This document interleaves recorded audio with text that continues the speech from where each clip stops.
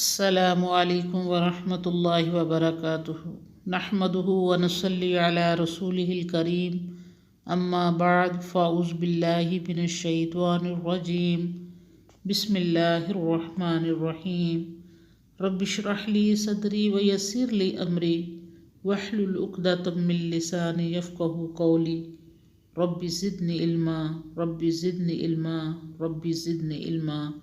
آج انشاءاللہ ہم سورہ البقرہ کی آیات نمبر 248، 249، 250، 251، 252 کا ترجمہ اور تفسیر پڑھیں گے۔ اللہ سے دعا ہے کہ اللہ ہم جو کچھ پڑھیں سنیں، اللہ ہمیں اس پر دل سے عمل کرنے کی توفیق عطا فرمائے، آمین۔ وَقَالَ لَهُمْ نَبِيُّهُمْ إِنَّ آيَةَ مُلْكِهِ أَن يَأْتِيَكُمُ التَّابُوتُ فِيهِ سَكِينَةٌ مِّن رَّبِّكُمْ وَبَقِيَّةٌ مِّمَّا تَرَكَ آلُ مُوسَىٰ وَآلُ هَارُونَ تَحْمِلُهُ الْمَلَائِكَةُ إِنَّ فِي ذَلِكَ لَآيَةً لَّكُمْ إِن كُنتُم مُّؤْمِنِينَ۔ اور ان کے نبی نے بنی اسرائیل سے کہا کہ طالوت کی سلطنت کی یہ نشانی ہے کہ تمہارے پاس ایک صندوق لایا جائے گا جس میں تسلی خاطر ہے تمہارے رب کی طرف سے، اور کچھ بچی ہوئی چیزیں ہیں جو چھوڑ گئی موسیٰ اور ہارون کی اولاد۔ اس صندوق کو فرشتے اٹھا لائیں گے، بے شک اسی میں تمہارے لیے پوری نشانی ہے اگر تم یقین رکھتے ہو۔ اس صندوق کا نام تابوت سکینہ بھی ہے۔ اس میں تورات کا اصل نسخہ اور بنی اسرائیل کے پیغمبروں کے تبرکات موجود تھے۔ بنی اسرائیل کے لیے سب سے بڑی قومی ورثہ تھا، وہ اسے ہر وقت حتیٰ کہ سفر و جنگ میں بھی اپنے ساتھ رکھتے۔ وہ اسے بڑا بابرکت سمجھتے اور خاص طور پر لڑائی کے وقت اس کو آگے رکھتے تاکہ اللہ تعالیٰ اس کی برکت سے انہیں فتح عطا فرمائے۔ حضرت شمائیل علیہ السلام نے حضرت طالوت کو بنی اسرائیل پر بادشاہ مقرر کر دیا تو ان کے اطمینان کے لیے یہ بھی بتایا کہ ان کی بادشاہت کی ظاہری نشانی یہ ہے کہ تمہارا وہ مبارک صندوق جسے جالوت تم سے چھین کر لے گیا ہے وہ طالوت کے عہد حکومت میں تمہیں مل جائے گا۔ تاریخ سے پتہ چلتا ہے کہ فلسطینی جب سے یہ تابوت بنی اسرائیل سے چھین کر لے گئے انہیں ایک دن بھی چین نہ آیا۔ جس جگہ اور جس بستی میں سے رکھتے وہیں کوئی وبا پھوٹ پڑتی یا کوئی اور مصیبت آ جاتی۔ آخر عاجز آ کر انہوں نے فیصلہ کیا کہ اس سے چھٹکارا حاصل کیا جائے، چنانچہ یہ تابوت انہوں نے ایک بیل گاڑی پر لاد کر بغیر کسی گائیڈنس کے اس کو یوں ہی ہانک دیا۔ اللہ تعالیٰ کے فرشتے اسے طالوت کے دروازے پر لے گئے۔ بنی اسرائیل اس نشانی کو دیکھ کر طالوت کی بادشاہت پر یقین لے آئے۔ تاریخ سے یہ بھی پتہ چلتا ہے کہ یہ تابوت بنی اسرائیل کے قبضہ میں حضرت سلیمان علیہ السلام کے عہد تک رہا۔ آپ نے اسے بیت المقدس میں ہیکل سلیمانی کی تعمیر کے بعد اس میں رکھ دیا۔ اس کے بعد اس کا پتہ نہیں چلتا۔ یہودیوں کا خیال ہے کہ یہ تابوت اب بھی ہیکل سلیمانی کی بنیادوں کے اندر دفن ہے۔ وَلَمَّا فَصَلَ طَالُوتُ بِالْجُنُودِ قَالَ إِنَّ اللَّهَ مُبْتَلِيكُم بِنَهَرٍ فَمَن شَرِبَ مِنْهُ فَلَيْسَ مِنِّي وَمَن لَّمْ يَطْمَعْهُ فَإِنَّهُ مِنِّي إِلَّا مَنِ اقْتَرَفَ غُرْفَةً بِيَدِهِ فَشَرِبُوا مِنْهُ إِلَّا قَلِيلًا مِّنْهُمْ۔ پھر جب طالوت فوجیں لے کر باہر نکلے کہا، بے شک اللہ ایک نہر سے تمہاری آزمائش کرتا ہے، سو جس نے اس نہر کا پانی پیا تو وہ میرا نہیں، اور جس نے اسے نہ چکھا تو وہ بے شک میرا ہے، مگر جو کوئی اپنے ہاتھ سے ایک چلو بھرے۔ پھر سب نے پی لیا مگر ان میں سے تھوڑوں نے۔ ایک دریا جسے اس لشکر کو گزرنا تھا، اس کا نام دریائے اردن بیان کیا جاتا ہے۔ شرق اردن کی ہاشمی حکومت کا نام بھی اسی دریا کی نسبت سے ہے۔ یہ دریا شمال سے جنوب کو بہتا ہے اور بحیرہ مردار میں جا گرتا ہے۔ جس نے اس سے پی لیا مراد جس نے اس دریا کا پانی جی برق اور سیر ہو کر نوش کیا، وہ میرا نافرمان شمار ہوگا اور میری جماعت سے خارج ہو جائے گا۔ اپنے ہاتھ سے ایک چلو، یعنی جس نے اپنے ہاتھ سے ایک چلو پیاس بجھانے اور ہونٹوں کی خشکی دور کرنے کے لیے تھوڑا سا چلو بھر پانی پی لینے کی اجازت ہوگی۔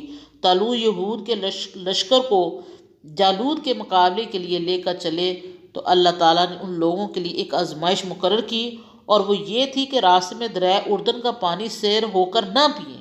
اللہ تعالیٰ کا کوئی حکم حکمت اور مصلحت سے خالی نہیں ہوتا۔ ہر حکم اور ہر پابندی میں انسان کے لیے کوئی نہ کوئی فائدہ ضرور پوشیدہ ہوتا ہے۔ چنانچہ یہ محض ایک امتحان نہ تھا، بلکہ اس پابندی میں صحت و کردار کی اعتبار سے انہی کا فائدہ تھا، جو اس وقت تو ان کی سمجھ میں نہ آیا لیکن بہت جلد انہیں معلوم ہو گیا۔ وَلَمَّا جَاوَزَهُ هُوَ وَالَّذِينَ آمَنُوا مَعَهُ قَالُوا لَا طَاقَةَ لَنَا الْيَوْمَ بِجَالُوتَ وَجُنُودِهِ قال الذين يظنون أنهم ملاقو الله كم من فئة قليلة غلبت فئة كثيرة بإذن الله والله مع الصابرين۔ پھر جب طالوت اور اس کے ایماندار ساتھی پار ہوئے تو وہ کہنے لگے آج ہم میں جالوت اور اس کے لشکر سے مقابلے کی طاقت نہیں۔ جنہیں خیال تھا کہ ان کو اللہ سے ملنا ہے کہنے لگے بارہا تھوڑی جماعت اللہ کے حکم سے بڑی جماعت پر غالب ہوئی ہے اور اللہ صبر کرنے والوں کے ساتھ ہے۔ جالوت یہود کے مخالف فلسطینیوں کے لشکر کا سردار تھا۔ یہ شخص دیو قامت اور کڑیل جوان تھا۔ تورات مقدس میں اس کی قوت اور توانائی اور شزوری کا ذکر تفصیل سے موجود ہے۔ قدوس فٹ بیان کیا جاتا ہے، وہ سر سے پاؤں تک اہن پوش رہتا، ایک بھاری ڈھال اس کے ہاتھ میں رہتی۔ حضرت طالوت اپنے مومن ساتھیوں کو لے کر چلے تو پہلے ہی انہیں خبردار کر دیا کہ راستے کی نہر سے چلو، پھر سے زیادہ پانی نہ پیے ورنہ ساتھ چھوٹ جائے گا۔ یہی ہوا، چند ایک کے سوا سب نے جی بھر کر پانی پیا اور چلنے کے قابل ہی نہ رہے۔ یہ قلیل جماعت دشمن کے مقابلے پر پہنچی تو اپنی قلت تعداد کو دیکھتے ہوئے اللہ کے یہ بندے کہنے لگے آج اتنے بھاری لشکر سے ہم کیسے مقابلہ کریں گے؟ مگر کامل یقین اور پختہ ایمان ساتھی پکار اٹھے نہیں، فتح ہماری ہوگی۔ تاریخ میں اکثر ایسا ہوا ہے کہ قلیل جماعتیں بھاری لشکروں پر اللہ کے حکم سے کامیاب ہو گئی ہیں۔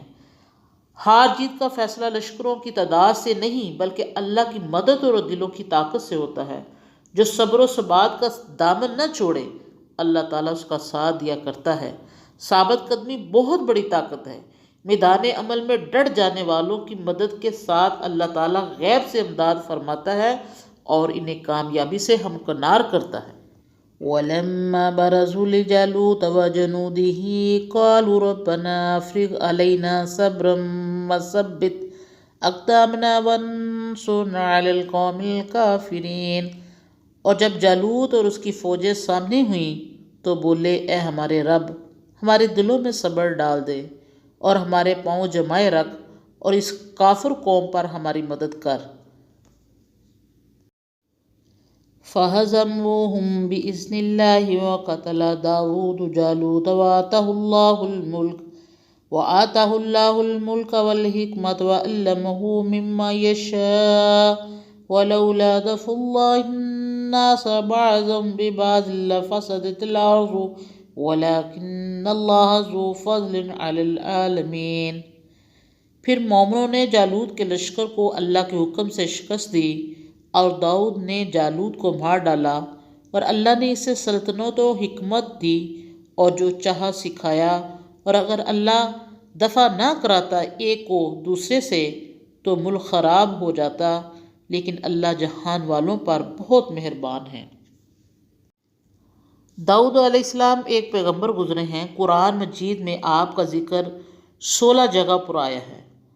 آپ حضرت طالوت کی فوج میں ایک نوجوان سپاہی کی حیثیت سے شامل تھے اور اس وقت تک نہ ان کی نبوت کا اعلان ہوا تھا اور نہ وہ ابھی بادشاہ مقرر ہوئے تھے۔ جب حضرت طالوت کا لشکر جالوت کے مقابلے آیا تو اس نے اپنی قوت اور توانائی کے زور میں اللہ کے بندوں کو للکارا۔ مومن کبھی اپنی کثرت تعداد یا دست و بازو کی طاقت پر بھروسہ نہیں کرتے، چنانچہ انہوں نے اللہ تعالیٰ سے صبر کی توفیق مانگی اور ثابت قدم رہنے کے لیے دعا کی۔ حضرت داؤد علیہ السلام کا یہ ابتدائی زمانہ تھا۔ وہ طالوت کے لشکر میں شریک تھے، ان کے ہاتھوں جالوت قتل ہوا، حق پرست لشکر کامیاب اور کامران ہوا۔ اللہ کی سنت یہی ہے کہ ایک کے ہاتھوں دوسروں کو شکست دے کر دنیا سے فساد کو مٹاتا ہے۔ تلک آیات اللہ نتلوها علیک بالحق وانک لمن المرسلین، یہ اللہ کی آیتیں ہیں، ہم تجھے ٹھیک ٹھیک سناتے ہیں اور بے شک تو ہمارے رسولوں میں سے ہیں۔ اس آیت میں اللہ تعالیٰ نے یہ بتایا ہے کہ یہ گزشتہ قصے جو ہم پیغمبر علیہ السلام کو سناتے ہیں یہ بالکل حق ہے، ان میں کسی طرح کا شک و شبہ نہیں۔ ان قصوں میں بے شمار نصیحت کی باتیں ہوتی ہیں جو آنے والی قوموں اور نسلوں کے لیے مشعل راہ کا کام دیتی ہیں۔ بنی اسرائیل کے ہزاروں لوگوں کو اپنے گھروں سے نکلنا، اچانک مر جانا، پھر اللہ تعالیٰ کے حکم سے زندہ ہو جانا، جالوت کا ان پر حملہ کرنا، ان کا سپاسالار کے لیے درخواست کرنا، حضرت طالوت علیہ السلام کا بادشاہ بننا، انہیں علم اور جسم میں بڑھائی دینا، تابوت سکینہ کا واپس آ جانا، طالوت علیہ السلام کا جالوت کے مقابلے میں نکلنا، حضرت داؤد علیہ السلام کا جالوت کو قتل کرنا اور انہیں سلطنت و حکمت کا عطا ہونا، ان سب باتوں کی اطلاع اللہ تعالیٰ اپنے پیغمبروں کو دیتا ہے اور ان میں ہمارے لیے نصیحت ہے۔ اللہ تعالیٰ نے اپنے رسول کو یہ بھی بتایا کہ تو ہمارے رسولوں میں سے ایک رسول ہے، اور اس کی واضح دلیل یہ ہے کہ ہم گزشتہ زمانوں کے قصے اور نشانیاں تجھ پر کھولتے ہیں، اور یہ باتیں صرف پیغمبروں کو ہی نہیں بتائی جاتی، حالانکہ یہ تمام باتیں نہ تو آپ نے کسی کتاب میں پڑھی ہیں نہ کسی آدمی سے سنی ہیں، بلکہ صرف اللہ تعالیٰ کی وحی سے تجھے پہنچتی ہیں۔ قرآن مجید میں سابقہ اقوام اور انبیاء کرام کے بے شمار واقعات کا ذکر موجود ہے، ہر صورت میں جا بجا ان کے حالات کا ذکر و اشارات موجود ہیں۔ ان بیانات سے کہیں بھی تاریخ نویسی اور سیرت و نگاری مقصود نہیں، بلکہ اصل مدعو نصیحت و عبرت ہے۔ ہمارا فرض ہے کہ گزشتہ امتوں کے حالات کے آئینے میں ماضی کے ذریعے اپنے حال کو درست کریں اور مستقبل کی فکر کریں۔ اگر ہم نے ایسا نہ کیا تو یہ ہماری حد درجہ غفلت اور نادانی ہوگی۔ وآخر دعوانا ان الحمد للہ رب العالمین۔ سبحان ربک رب العزت عما یصفون والسلام علی المرسلین والحمد للہ رب العالمین۔ سبحان اللہ والحمد للہ ولا الہ الا اللہ واللہ اکبر۔